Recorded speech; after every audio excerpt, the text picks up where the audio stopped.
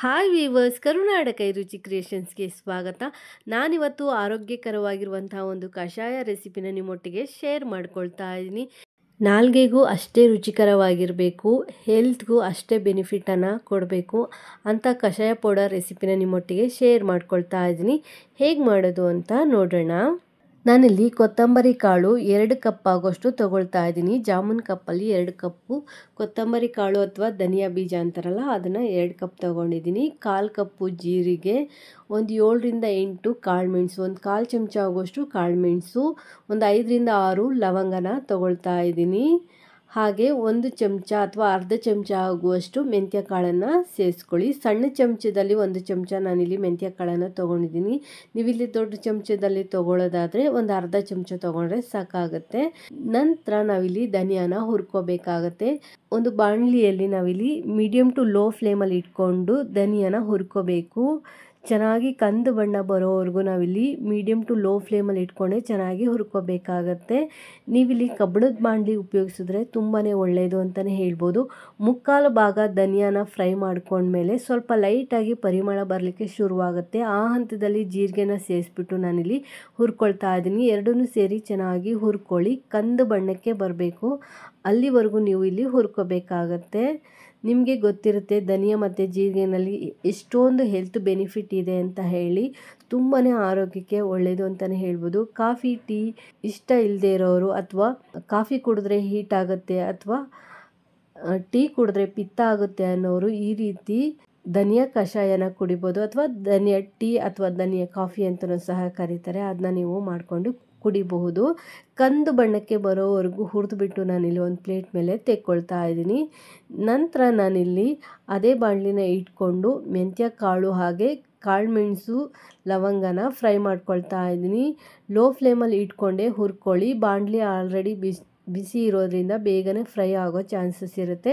ಸ್ವಲ್ಪ ಲೈಟಾಗಿ ಕಂದು ಬಣ್ಣಕ್ಕೆ ಬರಬೇಕು, ಅಲ್ಲಿವರೆಗೂ ಮೀಡಿಯಮ್ ಟು ಲೋ ಫ್ಲೇಮಲ್ಲಿ ಇಟ್ಕೊಂಡೆ ಚೆನ್ನಾಗಿ ಹುರ್ಕೊಳ್ಳಿ. ಒಂದು 2 ರಿಂದ 3 ನಿಮಿಷ ತೆಗೆದುಕೊಳ್ಳುತ್ತೆ, ಹೆಚ್ಚು ಸಮಯ ಏನು ತೆಗೆದುಕೊಳ್ಳಲ್ಲ ಮೆಂತ್ಯ ಹಾಗೆ ಕಾಳುಮೆಣಸನ್ನ ಫ್ರೈ ಮಾಡಬೇಕಾದ್ರೆ. ನೋಡ್ತಾ ಇರ್ಬೋದು, ಈ ರೀತಿ ಕಂದು ಬಣ್ಣಕ್ಕೆ ಬರೋವರೆಗೂ ನೀವು ಲೋ ಟು ಮೀಡಿಯಮ್ ಫ್ಲೇಮಲ್ಲೇ ಇಟ್ಕೊಂಡು ಹುರ್ಕೊಳ್ಳಿ. ನೋಡ್ತಾ ಇರ್ಬೋದು, ಈ ರೀತಿ ಬಣ್ಣ ಬರಬೇಕು. ಬಣ್ಣ ಬರೋವರೆಗೂ ಫ್ರೈ ಮಾಡಿಕೊಂಡು ಫ್ಲೇಮ್ನ ಆಫ್ ಮಾಡ್ಕೊಳ್ಳಿ. ನಂತರ ಇವನ್ನೆಲ್ಲ ಒಂದೇ ಪ್ಲೇಟ್ಗೆ ಸೇರಿಸ್ಬಿಟ್ಟು ನಾನಿಲ್ಲಿ ಆರಲಿಕ್ಕೆ ಬಿಟ್ಬಿಡ್ತೀನಿ. ಇದೇ ಪ್ಲೇಟಲ್ಲಿ ನೀವು ಆರಲಿಕ್ಕೆ ಬಿಡ್ಬೋದು, ಅಥವಾ ಒಂದು ದೊಡ್ಡದಾಗಿರುವಂಥ ಪ್ಲೇಟ್ಗೆ ಹಾಕಿ ಆರಲಿಕ್ಕೆ ಬಿಟ್ಬಿಡಿ. ಇದು ಪೂರ್ತಿಯಾಗಿ ತಣ್ಣಗಾದ ನಂತರ ಮಿಕ್ಸಿ ಜಾರ್ಗೆ ಸೇರಿಸ್ಬಿಟ್ಟು ನುಣ್ಣಗೆ ಪೌಡರ್ ಮಾಡ್ಕೊಳ್ಳಿ. ನುಣ್ಣಗೆ ಪೌಡರ್ ಮಾಡಿ ಒಂದು ತಟ್ಟೆ ಮೇಲೆ ಹಾಕಿ ಆರಲಿಕ್ಕೆ ಬಿಟ್ಬಿಡಿ.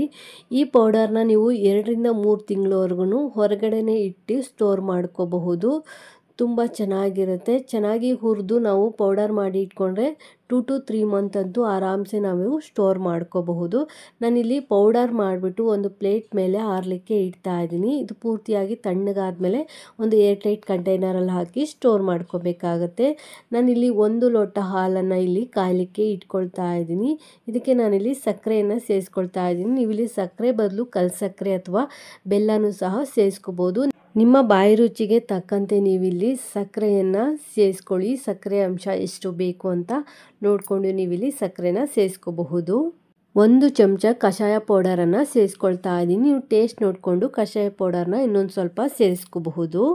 ಕಷಾಯ ಪೌಡರನ್ನು ಸೇರಿಸ್ಬಿಟ್ಟು ಚೆನ್ನಾಗಿ ಇಲ್ಲಿ ಕುದಿಸ್ಕೊಳ್ತಾ ಇದ್ದೀನಿ. 1 ರಿಂದ 2 ನಿಮಿಷಗಳ ಕಾಲ ಚೆನ್ನಾಗಿ ಕುದಿಸ್ಕೊಳ್ಳಿ. ಕಷಾಯ ಪೌಡರ್ ಹಾಕಿದ ಮೇಲೆ ಸ್ವಲ್ಪ ಚೆನ್ನಾಗಿ ಕುದ್ದು ಅದರಲ್ಲಿರುವಂಥ ಸತ್ವ ಹಾಲಿಗೆ ಬಿಟ್ಕೋಬೇಕು. ಆ ರೀತಿಯಲ್ಲಿ ಕುದಿಸ್ಬಿಟ್ಟು ಫಿಲ್ಟರ್ ಮಾಡ್ಕೊಳ್ಳಿ. ಫಿಲ್ಟರ್ ಮಾಡಿಬಿಟ್ಟು ನೀವು ಬಿಸಿ ಬಿಸಿಯಾಗಿ ಕುಡೀರಿ. ತುಂಬಾ ಒಳ್ಳೆಯದು ಅಂತಲೇ ಹೇಳ್ಬೋದು. ಹೆಲ್ತ್ಗಂತೂ ತುಂಬಾ ಬೆನಿಫಿಟ್ ಇದೆ ಅಂತಲೇ ಹೇಳ್ಬೋದು.